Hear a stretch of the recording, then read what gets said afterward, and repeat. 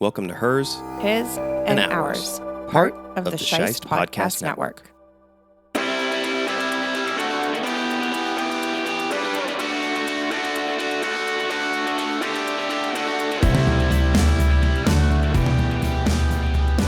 Season 1, Episode 6, For the Children. It's time for Nora's big Ojai sponsored benefit, though Sarah knows the company doesn't have the cash to spend. Surprises abound when family members take the opportunity to get dates, and Tommy gets disturbing news from his doctor.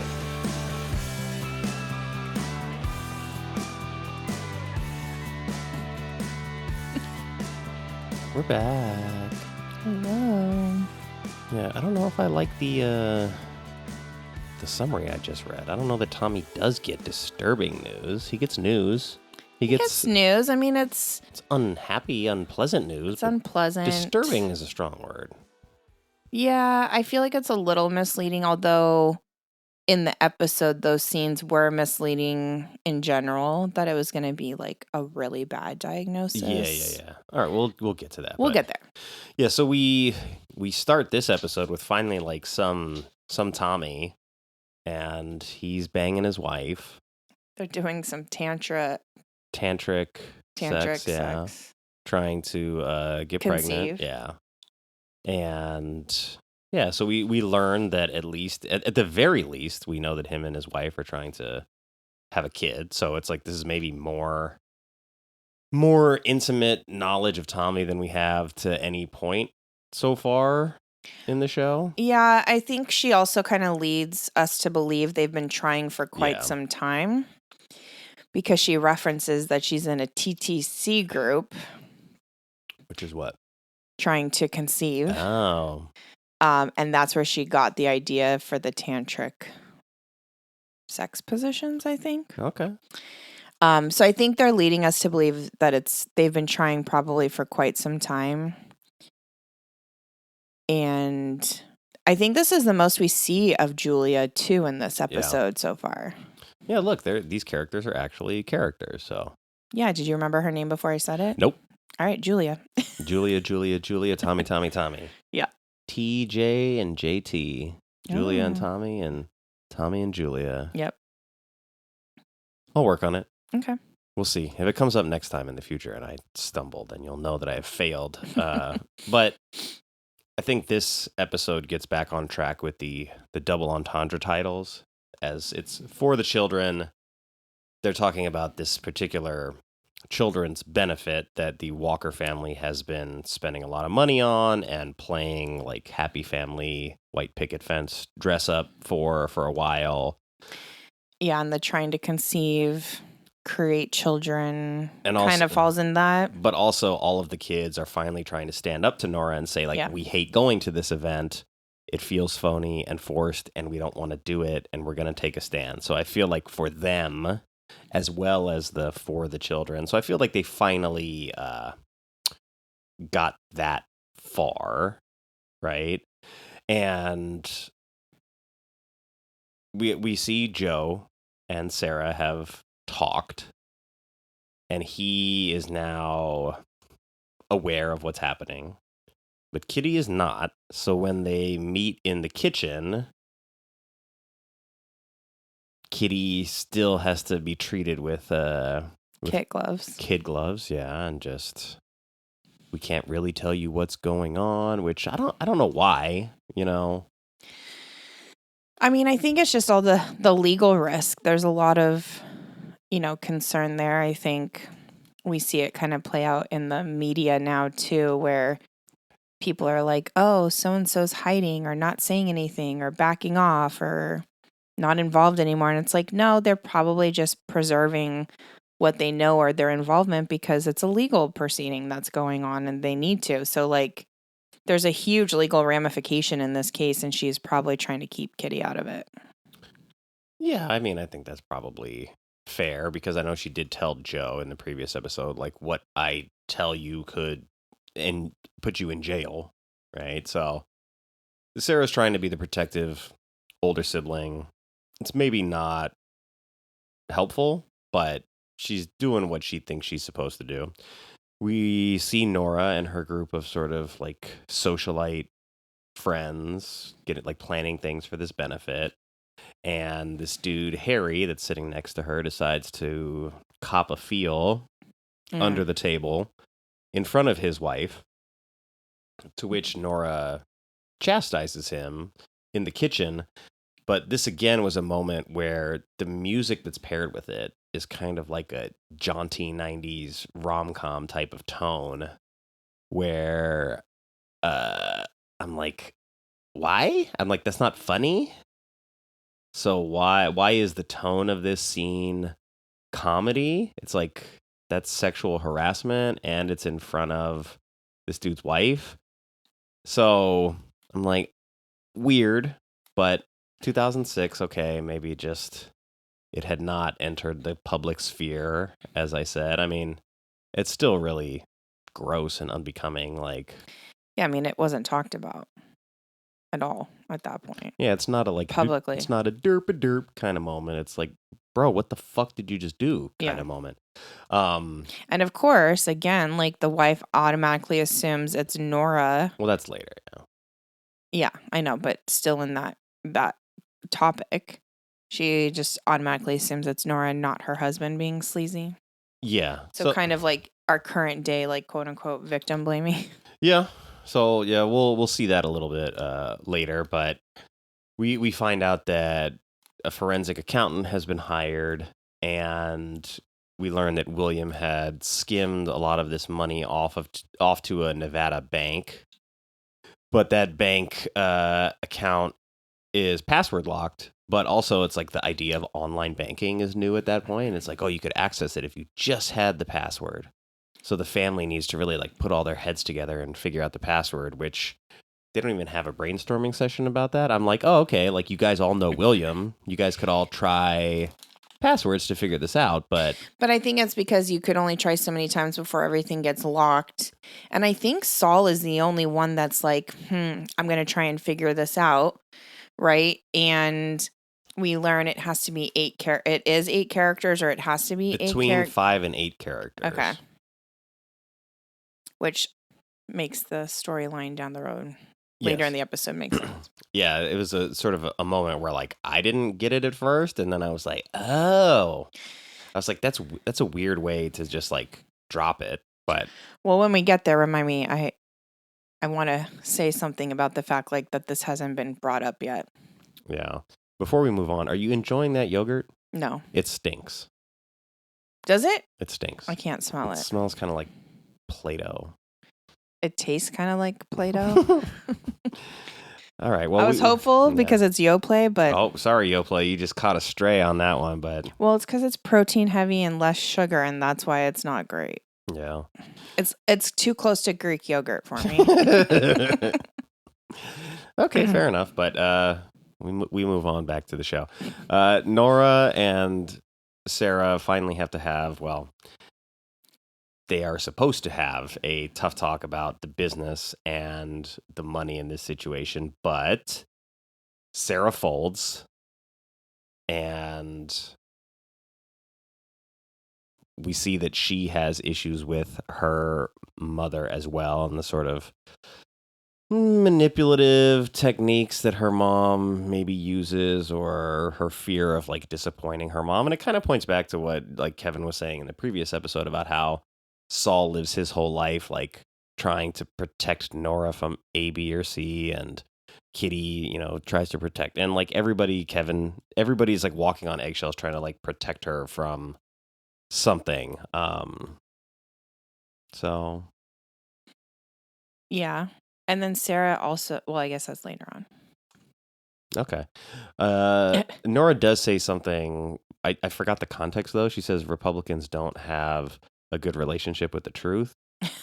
But I forget what it was. Foreshadowing? No, was it because Kitty said something that wasn't accurate, and then it's like, oh, that's not what Kitty said. Oh, no, I think, was it because, so like originally all the siblings had talked about that they were going to band together and say no to this. Correct. And then Sarah kept saying like, it's a lot of money. It's a lot of money. She hinted at the company shouldn't spend it. And Nora's trying to up the price from 25 grand to like 40 grand. And then she's like, okay, how about 30 grand or 35? And they were banding together to not do it. And then Kitty gets caught off guard, excuse me, because Nora comes to her while Kitty's on the phone and is like, no, your siblings are all going. And she was like, no, I don't need a dress. I'm not going. And she was like, none of us are going, so it doesn't matter. And she's like, no, all your siblings are going. And she was like, okay, well, no one filled me in on that because they had all talked about it. So I thought it was in relation to that. Yeah, I'm not sure. I wrote it down, but I forgot what exactly. I thought it was like secondhand information. Like this person said this, and it's like, oh, well, they don't have a good relationship with the truth. Therefore, don't take what they say as gospel. Maybe. So again, she's just, the sort of like political seedlings have continued to be planted throughout the course of the show. Doesn't seem to push back that hard the other direction yet. So that will be interesting to see when I was asking those questions about like what is the sort of what is the nature of the political existence in this show? Yeah, but again, watching it right now, that line is like gold. Yeah. That's what I'm saying. I'm like, either this is like an attempt to sort of like be critical, or it's like, here's what the crazy lefty liberals would say about Republicans, right? Like, so it's I feel like it's one or the other, but it's not really necessarily trying to treat both fairly from the middle. So we'll see how that plays out. I don't know yet. It's still kind of early, but it's still also interesting. I feel like they only keep saying the lefty liberals versus like the Democrats. Fair. I haven't heard that still yet. Yeah, I mean, maybe in some of the, I don't know. We'll pay closer attention to that throughout the rest of the season. See how many times those kind of words are targeted. But we get to then see Tommy at the doctor's office, and we find out what his disturbing news is, and it's that he's sterile. Yeah, he went in for his physical, and he just, while he was there, asked them to check his balls. His sperm? Count, yeah. And he was being proactive, like, hey, we're trying to get pregnant. I just want to make sure that it's not me. Yeah, and the doctor was like, why'd you ask to do this? Because this isn't normal part of your physical. Yeah. And, he said that they've been trying for a while and not succeeding. So before he asks his wife to go through invasive procedures to check, he wanted to just rule out, make sure it wasn't him. And it turns out it is him because he's completely sterile and not producing any sperm. Oh, my dog's trying to bust in here. She was just laying down a second ago when I checked the camera. Was that her head that busted against the door? Or yes, her butt? It's her head. Oh, poor girl. She's having separation anxiety. She wants us to be done. She's knocking on that door. We put the bed in her. I tried to get her to lay down and just chill, but her toenails tapping on the ground in here is not a good recipe for audio fidelity. Yeah. Anyway, we find out that he's not producing any sperm, and he's going to have a big sort of ego problem with that. And I think understandably, right? He's the oldest boy. I mean, I get it from a standpoint because women go through this too, obviously, when it's like your body's supposed to be able to naturally do something and it's not able to do that. Of course, there's some like self-esteem kind of wrapped up. I hope it doesn't turn into a bigger ego thing because he's already got the ego entitlement issues.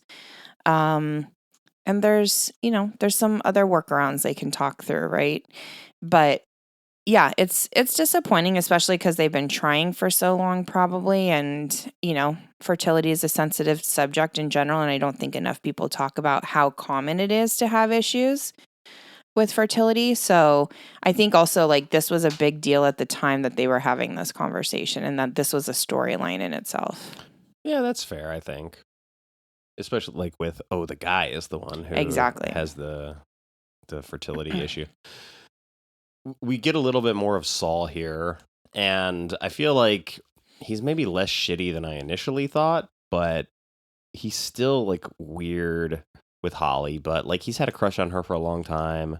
He's been pining for her probably while she was with William. And I think the reason that he withheld the information from Nora is probably because he didn't want to hurt Holly versus like trying to protect William.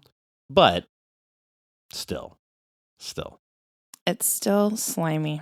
It is a little slimy, but like his reasoning and his context with Holly at least makes sense. It's like she's not just the mistress, like she's an entire person that has a personality that I'm interested in, and I'm like, okay, like that's human. And they're like both older too, and he's willing to forgive a lot. Yeah, I mean, I don't fault him for that part, but the fact that this is a very significant family tradition for Nora and her family, and he does not sit at the table with them because he's going with Holly and sits at a separate table with her, is just a very like backhanded, It seems a little spiteful. yeah, spiteful, like screw you kind of thing. And we still don't know why, if there is even a significant reason why Saul is like not being brotherly in this moment. I think somebody said to her, like, don't you want your brother to be happy? He might have even said it to Nora. No, Holly said it. Oh, yeah, that's a little bit later, right? Okay, so we'll get to that. But in the meantime, Joe gets caught off guard by Nora, lets the cat out of the bag when he shouldn't have. It's kind of not his fault because Sarah said she was going to tell her. But Yeah. that's a situation when, like, husbands, if you're listening to this, if your wife's mother comes to you and asks you about something that your wife was supposed to tell her, Play dumb until you confirm she did it. Or plead the fifth. just say that is something that you should probably talk to her about. It's not my position to step in and have that conversation. But Joe does, and of course, Nora not happy about it, but we move on. We meet Amber again, who is still in the picture despite the awkward four-way dinner, and she is now going to be featured a little bit more later in this episode. But we hear her at this point quoting Sigmund Freud, and the quote is interesting because love and work are the cornerstones of our humanness. So I think the context in that, like, Freud was onto something. yeah, like being good at what you do and enjoying what you do is an important part of like being a person. And coming from this character, it's like a subverting the expectations that she's just kind of like a ditzy assistant. So I like that for her because she dancing with Kevin maybe at that point. I think so. Yes, because This is at the function. They've decided to go. They spent the money. Sarah folded and was like, all right, well, we'll do it because I can't say no to mom, and we'll put the show on. And Kevin's drinking and he's dancing with Amber. And he's drinking because he's upset about the Scotty situation. That's right. My notes were not as thorough on this third episode. I guess I ran into exhaustion in terms of timeline plotting, but yeah, he wanted Scotty to go. They had like a little coffee date or something, and Scotty was like, no, I'm working that event. I can't go. And Kevin puts his foot in his mouth. Yeah. Kevin puts his own foot in his own mouth, not Yes. Scotty's foot in his mouth. I mean, maybe that comes later, but he offers to essentially buy Scotty's time. He's like, I can reimburse you for the lost hours of work. And it, like, from his perspective, it comes across as like kind of innocuous, and he doesn't really feel like it's like a bad thing to offer. But that's when Amber hits him with that quote. And I like that Kevin is like, people underestimate you, don't they? And she's like, yeah, they do. So it's a kind of a cute moment. And Kevin gets progressively drunker throughout the rest of the night. We get some good moments. But also, drunk Kevin throughout the show is one of my favorite things. Oh, we'll get more of it? Well, it happened earlier. Well, I guess not drunk, but I think we get it a couple of times. Okay. But Yeah, he's fun. My first note on the next section is Kitty sucks. But it's because she runs into Warren, and Warren has brought Amber to the event, and she's like continuing to give him shit about it, but not for the right reasons, like coming from a place of jealousy. And at least Warren gave it back to her in this point. Is like, look, you're the one who didn't want to pursue anything with me, you know?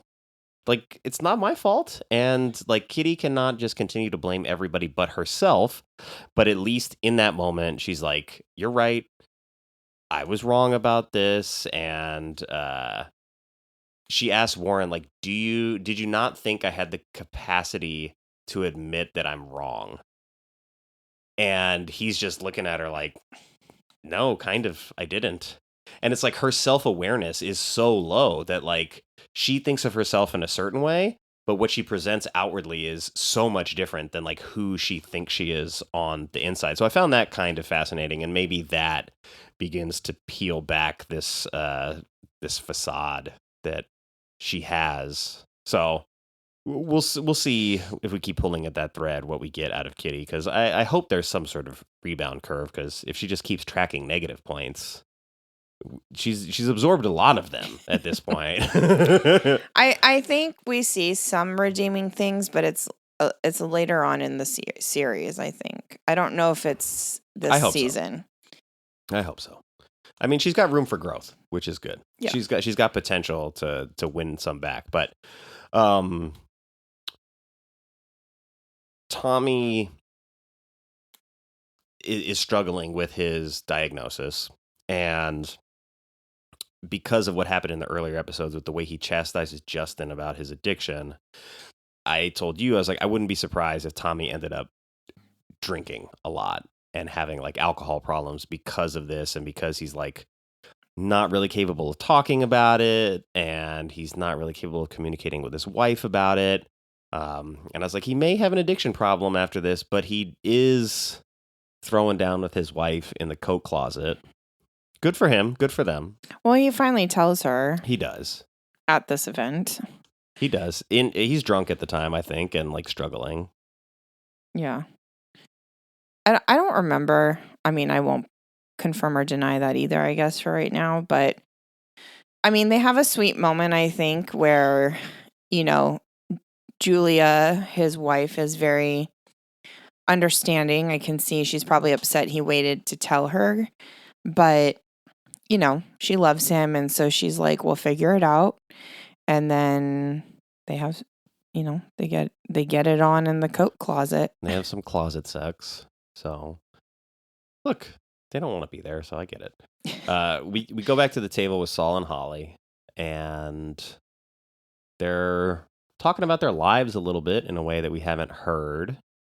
And if I'm correct, Holly is talking about her college-age daughter? Yeah, Saul starts asking questions, trying to be casual about it, which I didn't feel like he was very casual about it.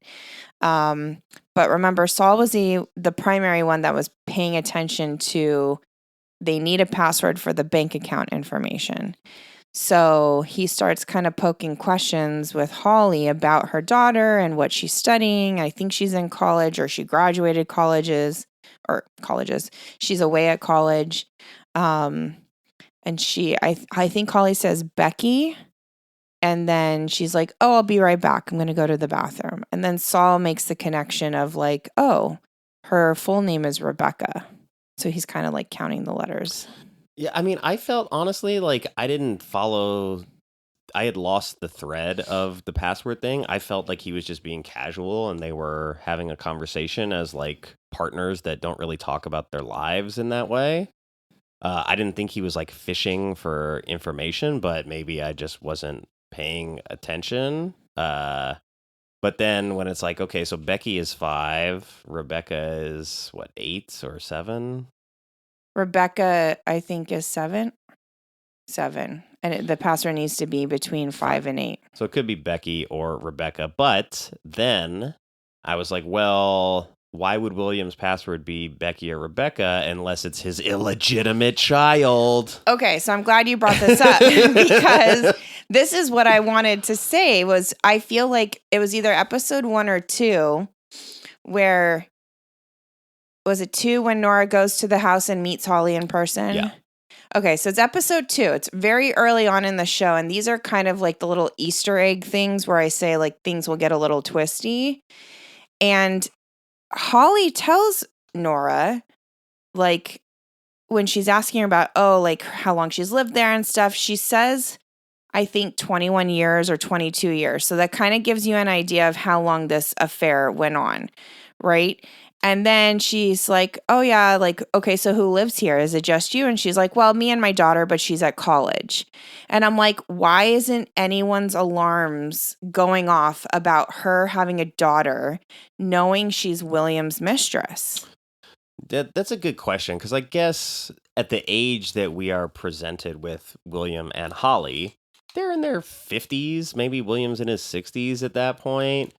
So it's like it's fully reasonable to think that Holly has a daughter from another relationship in the same way that Joe has a child from a previous relationship. It doesn't seem so out of place. And so it is kind of innocuous when she mentions it. But then in this episode, I'm like, I said Saul, ... Rebecca. Oh, the password. Then William's illegitimate ? So Seeds, little seeds, little and little seedlings. Easter eggs. And I like that Holly's like, excuse me, I'm going to go powder my nose. And then it's like, okay, well, her and Nora are definitely going to run into each other in the bathroom here, which they do. And I know that you're like not a fan of Holly, but the way that this interaction goes down, she's like, okay, Nora, when do I get to be rude back to you? Because you've been very rude to me. So when do I get to like push back? And she at least has a backbone. And I'm like, okay, she's standing up for herself, whether or not like the reasons are great. She has a backbone. And she asked Nora, I think in that moment, like, don't you want your brother to be happy? Right? Yeah, I think it's more of like, don't you think he deserves to be happy kind of a thing. And yeah, like, great, she's got a backbone. And yes, you know, she can only take so many hits from Nora. I'm not saying that she should be the only one taking hits. I think the bigger thing was, like, she makes the comment that they both have lost something, which also I acknowledge to be the case. And at the same time, I still don't have empathy because Holly was fully aware that William was married with a family. If it was like William hid all of that and lied and like was leading a double life, which happens, we know that happens, like that's one thing. But Holly was fully aware that Nora existed and they had 5 or 6 kids. And that's the part that I think I personally don't get past. Well, it's like Holly definitely could have been like, hey, if you really love me and our relationship is going to move forward, I need you to like legitimately leave your wife and like we need to do this out in the open. But, you know, she's like, me and William were in love and she forgave a lot of things. And I'm sure like having a house just gifted to her and being taken care of didn't hurt the situation, but it was kind of hush money in a way too. So It's a little extortionist-y. a bit. I mean, William maybe is not a great dude, despite being Yeah, he's not Super innocent daddy. in any of this. he's not. So we'll find out more about him Yeah. through some flashbacks, I'm sure. But we see, I mentioned earlier that like all the kids kind of have issues with Nora, and we see it here too with Sarah, and that she finally confronts Nora about like the reality of the financial situation with the business, and like the way that Nora reacts. I'm like, okay, there's definitely quite a bit of issues throughout the family that all point back to her. And I was like, look, we all love Sally Field, but Nora is arrogant. She's uninformed about a lot of things, but she's like super confident in it. So I'm like, it's interesting because like she's very outspoken about her beliefs, but you're showing us right here that a lot of her outspoken beliefs and personality are coming from a place of her not like either understanding or having the full picture, like the way she treated Jonathan, right? Like she didn't really have any grounds to hate him, but she forced it and she made it all about something that it wasn't really about. So I'm like, I was like, okay, maybe Nora's losing some points here as well. But Sally Field is great. I'm not gonna like deny that. It's fun to watch her regardless. Yeah. And then they end up on the dance floor at some point, and she's dancing with Harry for some odd reason. The dude who groped her in her own house. She's on the dance floor with him, and then he gropes her again, grabs her ass. And then Harry's wife shows up and is like, Nora, I can't believe you would do this to me. And she doesn't stand up for herself. And she like tries to like apologize and, oh no, it's not what it looks like. And like, be like, no, bitch, he grabbed my ass. Like, you need to get your husband in check. And so she's running out of the room and she's like, yeah, me and all the other like housewives of Pasadena got together and we're taking bets on like whose husband you would be trying to steal right away. But I didn't think that it would be mine. Something like that. Yeah, that's rough. But the family all does sort of end up on the same page, and they all are outside dancing to Roseanne Cash at the end. Yeah. But then we also, like, you had mentioned Drunk Kevin. I realized I just was enjoying myself and didn't note it. But the whole party, he's, like, getting progressively drunker. Scotty's working, and he's trying to, like, patch things up with Scotty. And it's just getting worse and worse until they do patch it up, and then they kiss back in the kitchen, and Scotty's boss fires him on the spot, to which Kevin. I don't know why I said Michael. He gets like in his lawyer mode, and he's like, I don't need to be sober to like take on a little weasel like him. And he goes and he hits him with a bunch of lawyer speech and gets Scotty potentially a raise, gets him unfired, maybe gets him a raise, and then Scotty ends up outside with them drinking champagne and dancing to Roseanne Cash, and the family is all together in that moment. Yeah. It's sweet. It is. I also love Scotty's character in general, and I think he's really good for Kevin, and I'm excited to kind of see his character unfold a little bit more over time. But it's interesting that they have that kind of blow up in a sense, because he was like, you're kind of treating me like, or someone else told him, he's like, you just made him into a hooker. Like, What are you doing? And Scotty is very patient and understanding, and also recognizes like Kevin's flawed. He's not perfect, but still seemingly, they're not at the love stage yet, but kind of loves him in spite of those things, which I think like their relationship to this point is interesting, because it's kind of the only healthy thing we see coming out of all the kids with the Nora William dysfunction.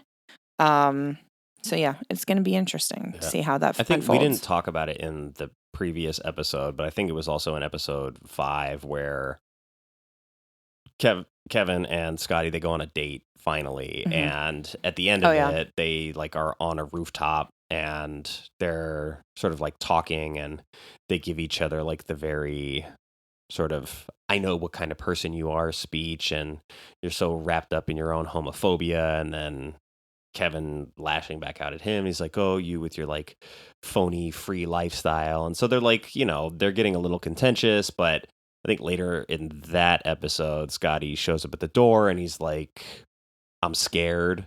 Like, they challenge each other, I think, in the right ways. Yeah. So I forgot that like that had happened the previous episode. So by the time that they get here and he's like, hey, well, why don't you just be like my hooker for the night? Or escort or whatever. And it's also because Scotty leans over and kisses Kevin on that date in the restaurant, and Kevin's like freaked out by it, and that's why Scotty assumes he's got like his own level of homophobia, but he's like, no, I'm just not a PDA person in general, which it's probably still like a lack of comfort in his own skin, but that's still not the same as like homophobia. Yeah, but I think they both acknowledge that the other one was correct in their assessments of another. And so like in either the first or second episode that we did, I was saying that I know Kevin says that like he's open, but he doesn't seem open. And you said like, oh, I think that he is, but it was just like a work thing. And so when Scotty calls him out on it, it's like, no, like the way that you grew up, there is some like built-in homophobia, and you kind of like hate yourself for being gay a little bit. And like Kevin acknowledges that, like, yeah, I've got to work on that. And so they both call each other out on their shit, which is why maybe like they actually are able to reconcile things quicker. And Yeah. there was one of the books I did for book club was about the sort of like rupture and repair cycle, and like how that's actually probably healthier, like relationship wise, to have the ruptures and the repairs, because like it actually builds strengthening bonds. So Yeah. I forget the name of that book, but I'm not going to plug it here. Okay. It's a psychology book. Okay. I read things. Good job. All right. Well, that's the end of episode 6. Look at us moving right along. Moving along. Yeah. Maybe we'll get to this week on the couch at some point, because we just haven't watched that much. Back on Podyssey. Yeah, we got some shows to watch Dr. tonight. Odyssey. And 911. 911. Crossover event. Yeah.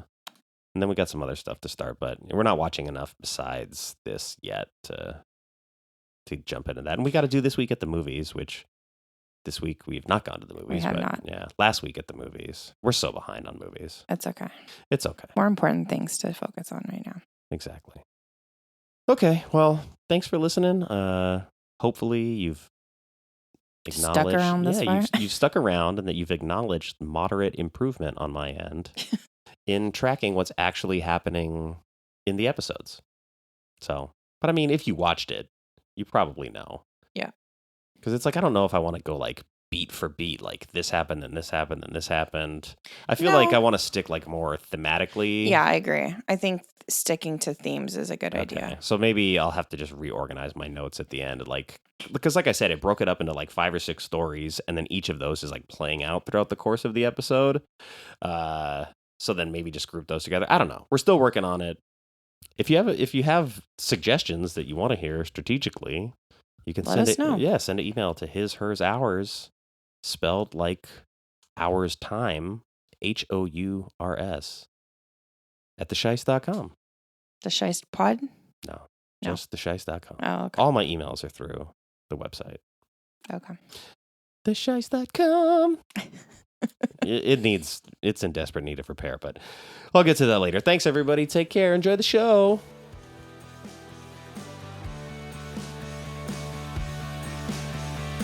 Thanks for listening to Hers, His, and Ours. We'd love for you to continue on this journey with us. The easiest way to do that is to like and subscribe to the show on the podcast platform of your choice. Follow our socials at Hers, His, Ours, spelled like time, on Instagram and X. To keep tabs on this show and others in the Scheist Podcast Network, follow at ScheistPodNet on Instagram, Blue Sky, and X.